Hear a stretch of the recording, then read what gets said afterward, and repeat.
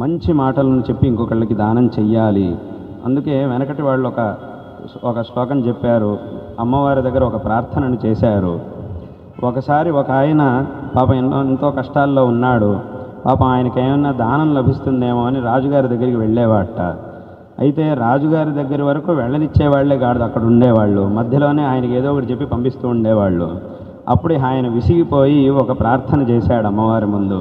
ఏమిటంటే, ఆయన ఒక్కోసారి వచ్చినప్పుడల్లా ఏదో కారణం చెప్పి ఆయన వెనక్కి పంపిస్తున్నాడు. అసలు రాజుగారి దగ్గరికి వెళ్తే క్షణంలో అయిపోతుంది పని, కానీ అక్కడ ఉండేవాళ్ళు ఆయన ఆపేస్తున్నారట.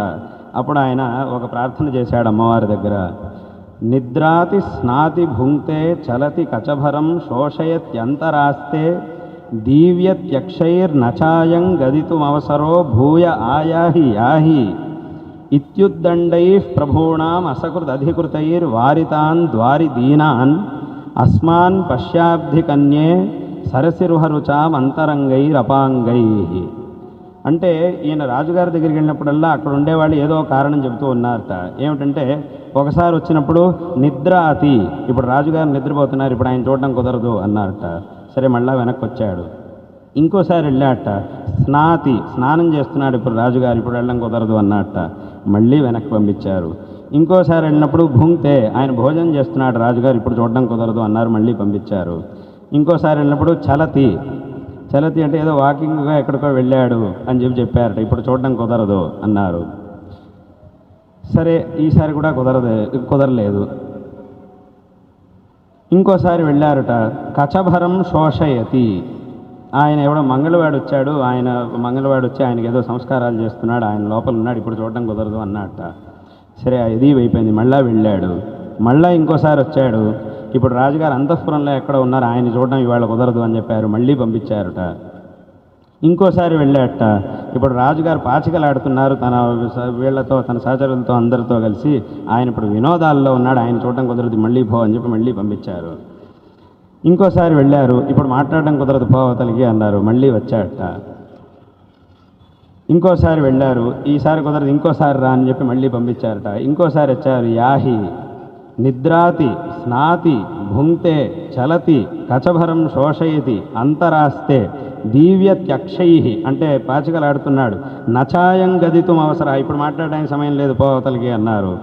భూయ ఆయాహి, ఇంకోసారి రా, యాహి పో, ఇప్పుడు కాదు అన్నారు, పంపించారు.